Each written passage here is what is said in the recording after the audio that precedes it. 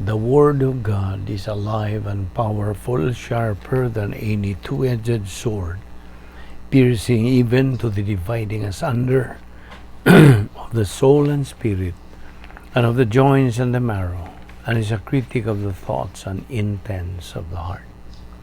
All Scripture is God-breathed, and is profitable for doctrine, for reproof, for correction, for instruction in righteousness, that the man of God might be mature, thoroughly equipped unto all good works. Study to show thyself approved unto God, a workman that needeth not to be ashamed, rightly dividing the word of truth. The Bible says, "For God so loved the world, that he gave his only begotten Son, that whosoever believeth in him shall not perish, but have eternal life." For God did not send his Son into the world to condemn the world, but that the world through him might be saved. He who believes in him is not condemned, but he who does not believe is condemned already, because he has not believed in the name of the only begotten Son of God. But as many as received him, he gave the right to become children of God, to those who believe in his name. Believe on the Lord Jesus Christ, and thou shalt be saved. We have been saved by grace through faith, that not of yourselves, it's a gift of God, not of works, lest anyone should boast. He who hears my word and believes in him who sent me has everlasting life, and shall not come into judgment, but has passed from death to life. Therefore, if anyone is in Christ, he is a new creation. The old has gone, the new has come. All this is from God, who reconciled us to himself through Christ, and gave us the ministry of reconciliation. That God was reconciling the world to himself in Christ, not counting men's sins against them, and he has committed to us the message of reconciliation. We are therefore Christ's ambassadors, as though God were making his appeal through us. We implore you on Christ's behalf, be reconciled to God. God made him, meaning the Lord Jesus Christ, who had no sin, to be sin for us, so that in him we might become the righteousness of God. There is therefore no now condemnation for those who are in Christ Jesus. For the law of giving or life-giving Spirit in Christ Jesus has set you free from the law of sin and death. John 10:28, I give them eternal life, and they will never perish. No one will snatch them from my hand. Hebrews 13:6, the Lord is my helper, and I will not be afraid. What can man do to me? Romans 8:14, for all who are led by the Spirit of God are the sons of God.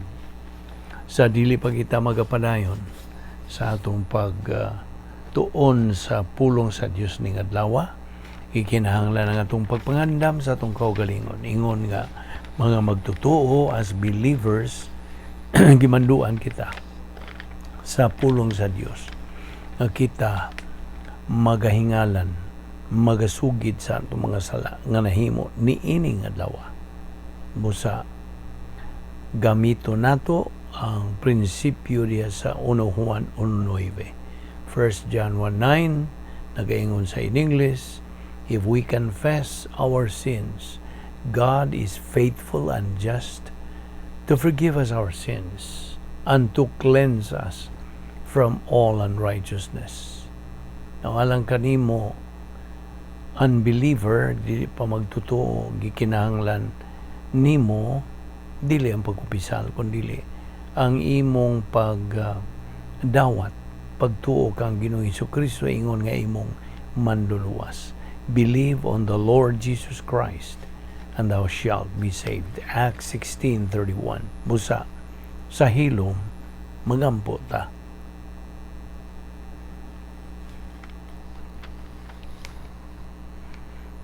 Ama na mga Diyos, nagapasalamat kami kanimo unas tanan sa imong pagdala na usab kanamo nining dapita, nining adlaw, aron kami makapadayon sa among pagtuon sa imong balaang pulong.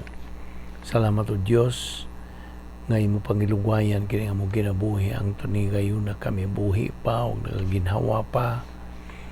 Kini gumikan lamang sa imong kaluoy, sa imong gugma, sa imong kortesiya o sa imong grasya.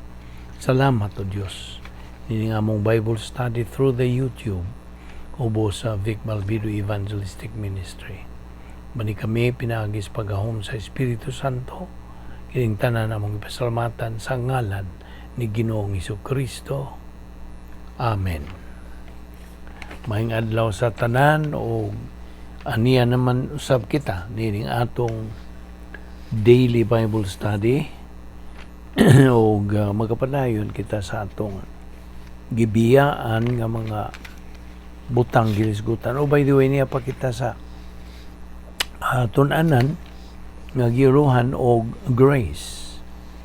The doctrine of grace, ang doktrina sa grasya. And we know already that grace is all that God is free to do for man on the basis of what Christ has done at the cross. O sa kinatibukan, ang grasya mao ang lihok o buhat sa Dios alang kanatong mga katawhan. Bisan dili kita takos. We do not deserve it. We do not work for it, nor do we earn it. Grasya. Okay? Now, karon, atong labason sa atong panunduman, kato atong gihisgutan kagahapon nga sa diha nga ang usa ka dili magtotoo, an unbeliever, makadungog sa may balita sa kaluwasan o siya mohimo og desisyon ginamit niya ang free will sa pagdawat, pagsadong sa awhag o pagdapit sa Dios, sa pagtuo kang Ginoong Jesucristo nga manluluwas. So kita nga nakadawat na kang Ginoong Jesucristo, didto kita magasugod sa giingon nga lifelong eternal relationship sa atong labihang, the greatest friend nga we will ever know. So manungdanon kaayo nga ato kining ingnon ta alimahan at timanon kining maong atong relasyon ngadto kang Ginoong Jesucristo, so that it has the greatest possible impact sa atong tagsa-tagsa ka kinabuhi. Ingon nga mga magtotoo. Apan lagi sa atong gingon nga subo kayo palandungon nga adunay labiyang kabaga sa mga katawhan. Majority of people nowadays nga supak and they oppose that they can earn their way to heaven. Ilang pagtuo nga makadangat sila sa langit o mahilangit, pinagi sa ilang sakop sa usa ka simbahan o ang pagkinabuhig kanang kinabuhing talahuron, halangdon o moral nga kinabuhi, inay ang pag-angkon niya ng personal nga relasyon ngadto kang Ginoong Jesucristo. Now, of course, kining pagpamimbro sa usa ka simbahan o sa pagkinabuhing nga moral o pagkabuutan, pagkaunsa, talahuron, they are certainly commendable. Apan, they can in no way makadangat ngadto sa langit. they can in no way obtain eternal life in heaven with God. Nga naman kini. Nga naman. Tungod kayang Biblia, ang pulong sa Diyos tugan man kanato, das Romans 6:23. Nga ang suhol sa sala, mao man nagkamatayon. Apan ang gasa sa Diyos, mao ang kinabuhing dayon diha ni Kristo Jesus nga atong Ginoo. Kaya langit, usa ka gasa. Ano itong giingon ka gahapon, heaven is a gift. We need only reach out o pagdawat kang Ginoo Kristo, ingon nga itong manluluwas o Ginoo. O maato ang langit. Heaven is ours.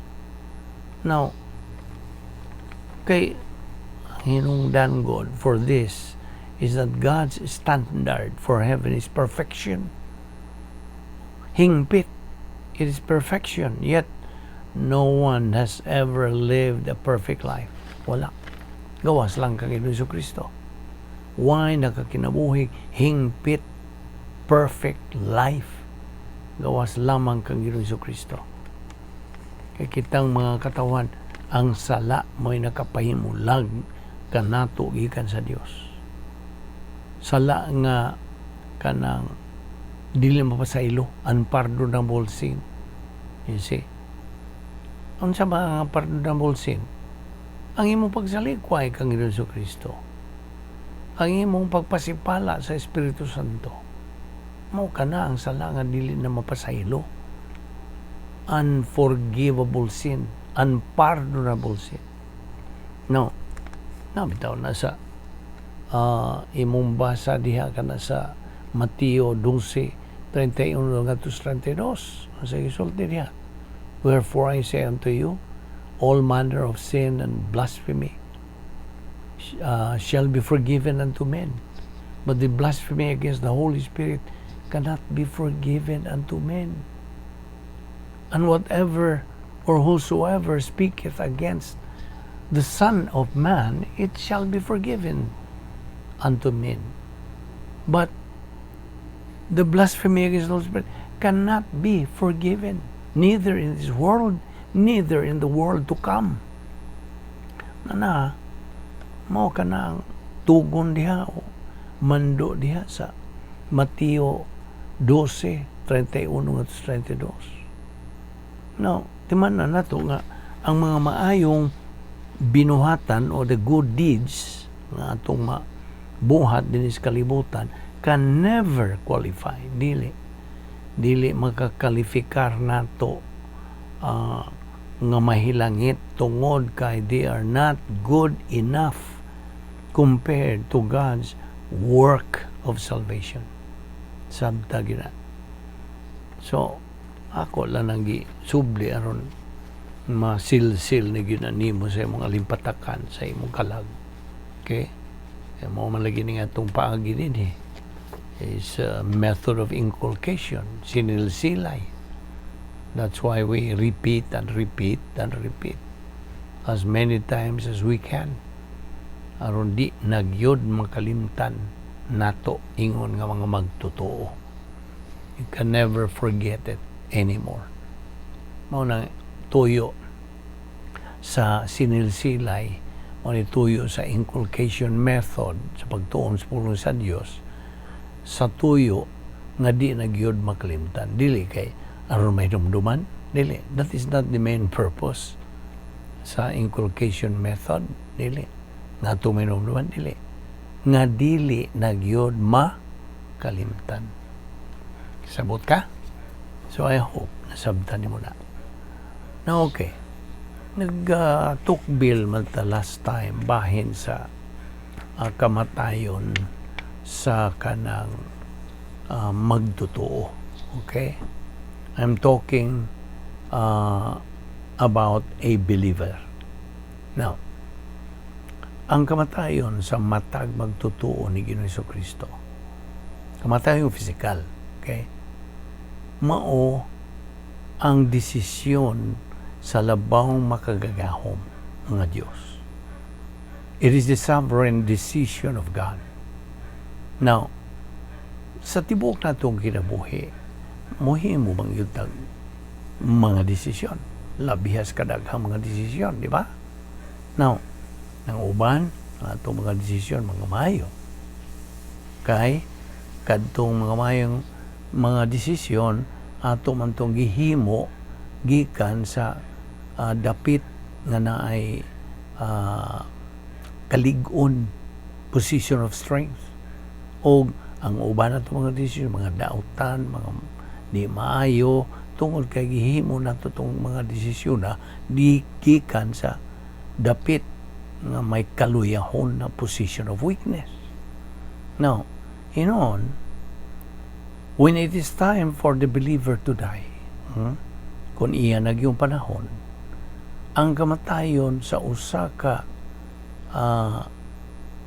mananaog o pildiro, winner or loser, kanunay gyud ka ng desisyon sa Dios. It is always God's decision.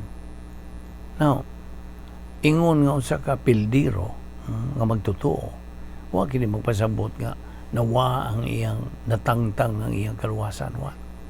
It does not mean loss of salvation dili, but the loss of unsa special blessings niini nga atong panahon and for eternity. Maura mawa ang iyang inheritance ba. Now, in either case, death is God's victory for the winner or the loser. Mapildiro man ka o mananaog nga magtotoo, ang imong kamatayon mao kada ang kadaugan sa Dios in the Christian life. Now, mabitan din ang unang Korinto 15:55 nagaingon, nangutana. It asks, O death, where is thy sting? O grave, where is thy victory? That's 1 Corinthians 15:55. Ang siyang tubag, ana sa versikulo 57. Thanks be to God who gives to us the victory through our Lord Jesus Christ.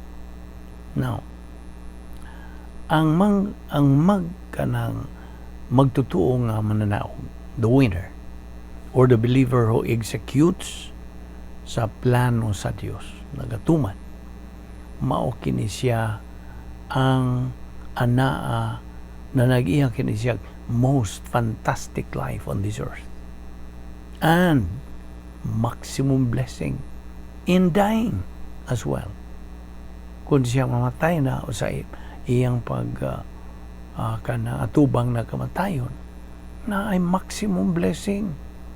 Ang sa magsulti sa Philippians 1:20-21, si Apostol Pablo nag-iingon, on the basis of my confident expectation and hope that I shall not be put to shame in anything, that is anything in life or in death, but with all boldness Christ shall even now as always be exalted in my body, whether by life or whether by death. For me, living is Christ, meaning occupation with the person of Christ, and dying is profit. Sa Bisaya, ganansya. Diba? Now, sa may pasabot ni mga bersikulo, mga na ka, how can dying be profit? Kanus aman mahimong ganansya ang kamatayon. Now, if living is occupation with the person of Christ, and ang pagkamatay is absence from the body and face to face with the Lord, na 2 Corinto 5:8, dying can only be much more profitable than living. Stop. Now, diha sa bahin sa kanang pagkabuhi, living face sa plano sa Dios. Unsa man ang emphasia diha? Ang emphasia diha mao ang kabubuton sa usa ka magtotoo, agi og tubag sa pulong sa Dios, og ang life under God's grace policy. Kaya iba naman tangang policy sa Dios, grasya man. God's policy is grace. Now, apan sa dying phase niini sa plano sa Dios, ang emphasia naa na diha sa pagkalambawng makagagahom sa Dios og sa iyang policy nga grasya. Busa, God, ang Dios, mao'y mohimong desisyon sa kanang panahon, the time of the believer's death. Siya ang himo sa desisyon. It is His decision. God decides sa paagi sa kamatayon, sa magtotoo. And that also is His decision. Iyagya po ng desisyon. O ang Diyos, muhimog desisyon sa lugar po niya ng kamatayon sa kamagtotoo. That too, iya ka ng desisyon. Busa, death is God's victory. Basta, ang kamatayon, kadaugan sa Diyos. As 1 Corinthians 15:57, thanks be to God who gives to us the victory through our Lord Jesus Christ. Now, okay, ato man itong gitukbi last time nga. Nainomdom ba ka ni Job? Okay. Sa dihang ay si Job, nakadungog sa balita nga nangamatay ang iyang mga anak. Ang sa may iyang itubag. Nagtarantar ba si Job?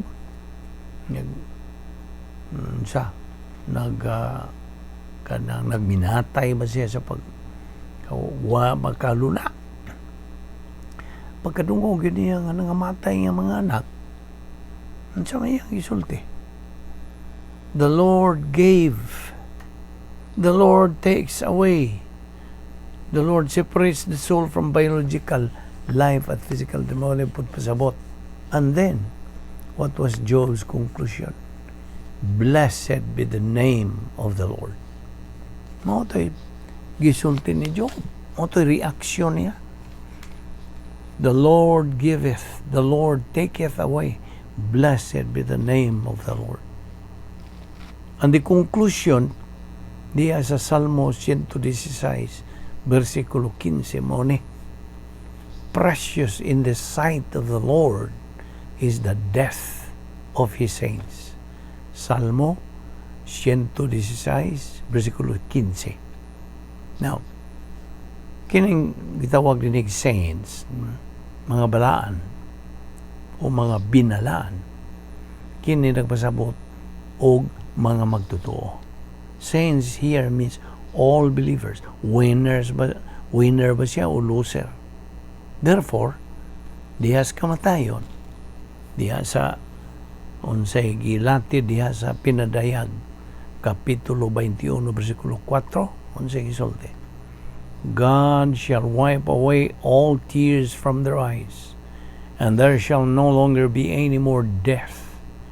There shall no longer be any more mourning or crying or pain, for the old things have passed away.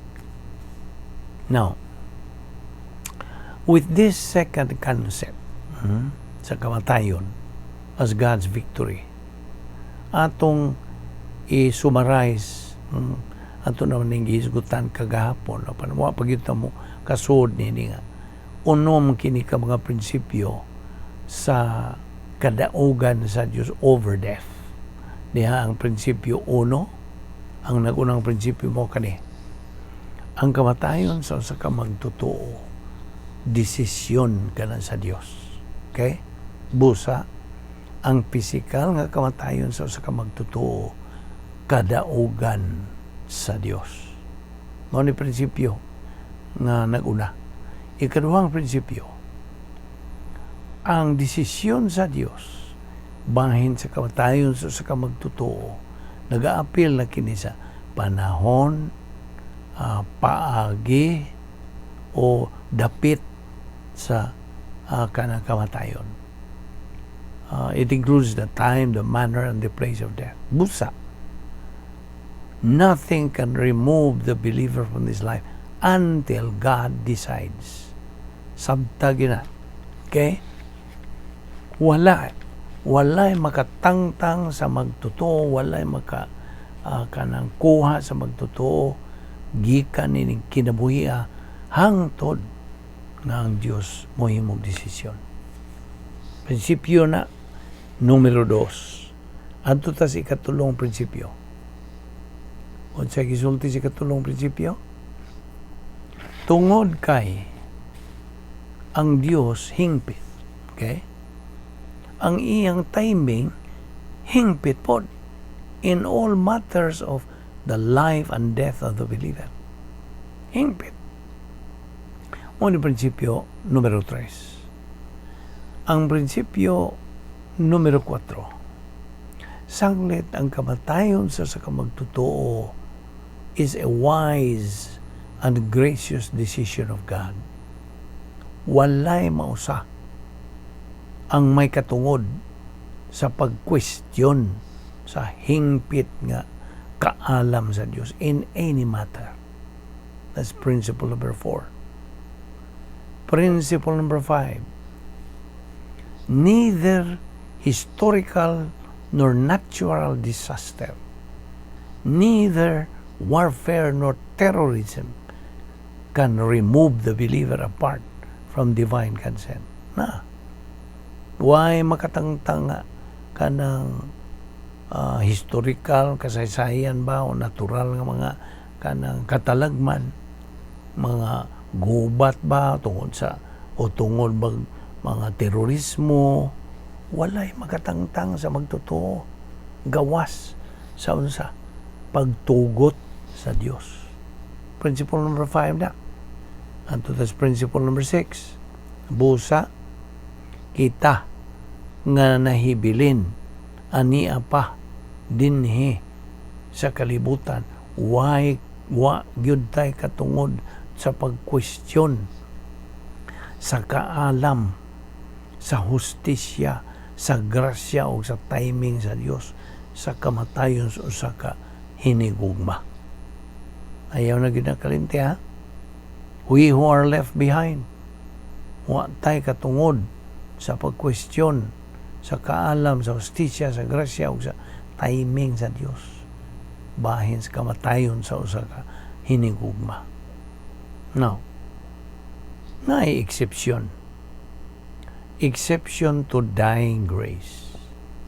Now, ang exception to physical death sa usa ka magtotoo mao ang pagkabanhaw. Nga gitawag sa kanang teolohiya in theology nga mao ang rapture of the church, pagsakgaw sa simbahan. Kay sa gisulti is 1 Tesalonica Kapitulo 4, versikulo 16 o 17. The Lord Himself shall descend from heaven with a shout, with the voice of the archangel, and with the trumpet of God. And the dead in Christ shall rise first, and that we who are alive and remain shall be caught up together with them in the clouds to meet the Lord in the air, and so shall we ever be with the Lord. Now, kamo nga mga bag-upa o pa makadungog o pa patinawi bahin dining rapture. Kining rapture, mo na isunod nga kanang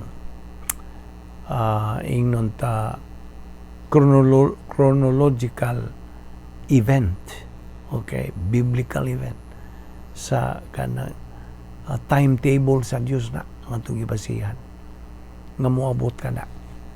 There is imminency niining rapture. Masibot pa sa butong imminency na ay kasiguruhan na moabot gyud. Okay, imminent, it is imminent. Wa na kay duaduhan na moabot gyud na. Ang pangutana kanusa na mao na di katubag. Iwa man ni specify sa Biblia. Now, Akong balikon nga kini pagsakgaw sa simbahan, maghisgot ang simbahan, ang matag magtotoo simbahan. Di man nina? Ikaw kung magtotoo ka, nagpaminaw nini, ikaw simbahan. So, sa kinatibukan, ang tanan nga mga magtotoo sa tibuok kalibutan, simbahan. Okay? Now, ang simbahan, pagkasakgaon, will be raptured. Sakmiton ba? Kalit kayo. Gani ang description ini maong doktrina sa rapture. Ang rapture, kalit kaayo kining mahitabo tingali kining rapture. Human na to ning atong Bible study. O sige, taghisgot nini mo kalit nag-abot ang rapture. Gihisgutan kini nga sama kini gipagkasama kini kanang kawatan. Now, kung ay kawatan mo saka sa inyong bahay mo, pahibaw ba din na? Mayroon dia, karong gabi mo saka ko sa inyo, ha? Dili. Dili na sila mo pahibaw. Mo na nga, gitandi kining rapture o unsa ka kawatan nga mo abot sa balay, sa kalit. Okay? So, the rapture of the church is imminent. Siguradong moabot. No. There is no prophecy. Walay propesya. Walay panagna nga pagatumanon sa dili pa moabot ang rapture. Wala. No one knows. Walay nakahibaw. Walay nasayon. Kanus manitabo kining rapture, which could take place today or tomorrow o bisa kanus in the near or far future. Okay? This one generation of believers, dili mo eksperyensya, dili mo sinati kanang physical death, but will receive the resurrection bodies apart from dying. Okay? Now, niay description sa kamatayon alang sa usa ka magtotoo. Now, ang paghulagway sa physical death, naglakip kini og 8 ka mga mga characteristics for the believer ni Ginoong Jesucristo. Okay. Ang una niining characteristic mao nga tungod kay ang kamatayon kadaugan man sa Dios. Ang lubnganan nawadan sa iyang la. Okay? The grave has lost its sting. Mawita na yun sa 1 Corinthians 15:55. O death, where is thy sting? O grave, where is the victory? Okay? Now, characteristic number 2. Ito si kaduha. Ang kamatayon, nagkahulugan kini og wa nay appointment with judgment. Wala na. Wala ka, na-cancel na ang imong appointment sa paghukom. Now, ang gisulti de si Hebreano 9, versikulo 27 ngadto sa 28. Okay? In as much as it is destined for mankind to die, ang ubang mga version nag-ingon nga, it is appointed unto men once to die. But, niining maong version, but after this death, an act of judgment. So, Christ was sacrificed once to take away the sins of the many, and He will appear a second time, not to bear sins, but to bring deliverance to those who are waiting for Him. Now, ana ay appointment humans kamatayon alang sa paghukom. Now, this refers only to unbelievers, mga di magtotoo. Naa sila appointment after death for judgment. Apan ka na mga appointment, gikansilar gipa kana in the case of the believer. Kung ikaw magtutuo ni Ginoong Jesucristo, ni-cancel na lagi imong appointment for kanang judgment. Now, sa isulti sa Roma 8:1, there is no judgment, therefore, to those who are in Christ Jesus. Wala. Okay? Ato ni padayon ugma sa ang sunod nga karakteristik nga atong paghisgutan. Okay? So, din nila mo nakita kutob o gidapit kagyapon sa pagsubay o kanang sunod nining atong series ka pagtuon sa pulong sa Dios niya pakita nagadupot nining atong pagtulunan nga giuluhan og grasya. Magampo ta. Amahan na mo nga Dios, nagapasalamat kami kanimo sa imong grasya. Grasya nga mong ipahimuslan ang pagtuon sa imong pulong. Balik kami o Dios sa among pagbuwag-buwag karon ilikay kami sa mga kabilinggan, dada kami pagbalik ugma sa among pagpadayon sa pagtuon sa among pulong. Salamat ni among Bible study through the YouTube ubo sa Vic Balbido Evangelistic Ministry. Ing tanan namong ipasalamatan sa ngalan ni Ginoong Jesucristo. Amen.